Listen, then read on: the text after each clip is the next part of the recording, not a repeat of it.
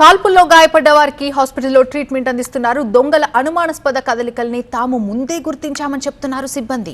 గన్నులతో వచ్చేసరికి తాము ఏం చేయలేకపోయామని చెప్తున్నారు. బంగారం దోచుకుని వెళ్తుంటే వెంట పడ్డా దొరకలేదని చెప్తున్నారు.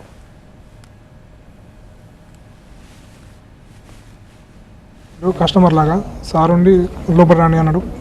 అది చైన్ చూస్తుండు.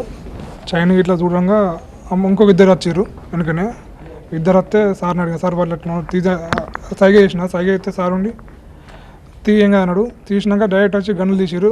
హ్యాండ్స్ అప్ అన్నాడు. హ్యాండ్స్ అప్ అన్నాక అందరం హ్యాండ్స్ అప్ చేసి కూకున్నాం. అప్పటికి అందరం ఫోన్స్ ఏమంటే ఫోన్స్ ఏం లేవు. ఆల్రెడీ ఫోన్స్ అని ఒక్కడ పెట్టినాం. ఫస్ట్ అచ్చుతో షాప్ అచ్చుతో ఫోన్స్ లేవు అన్నాక గోల్డ్ లాకర్ కీసి ఏమైనా ఇక్కడ ఇదేనా అడిగారు. అడిగినాక కథం మా సార్ ఉంటాడు ముస్తక్ సార్ అని. సార్ ఏం చేసిండు, వాని మీదకి ఇట్లా గన్ను పట్టుకొని ఇట్లా మీదకి ఇట్లా వేయండు. రివర్స్ వేగబడ్డాక గన్ను ఆగబట్టినాక కథం అందరి మీద కాల్పులు జరిపి గోల్డ్ తీసుకుని వెళ్ళిపోయారు. మమ్మల్ని కాల్చి వెంబడబడ్డం. ఆయన చూత దొరకలేదు సార్ వాళ్ళు.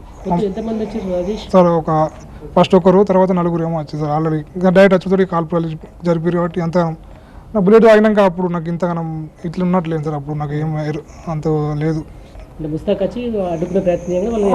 అడ్డుకున్నాకనే అంటే ఫస్ట్ అచ్చుడితో నేను ఒకసారి అడ్డుకోనికి ట్రై చేసిన, చేస్తేనే గన్నులు తీసినాక సైలెంట్ అయినా. తర్వాత మళ్ళీ గన్నులు తీసి బెరుతుంటే సారు అడ్డుకోనికి ప్రయత్నిస్తే కాల్పు జరిపారు సార్.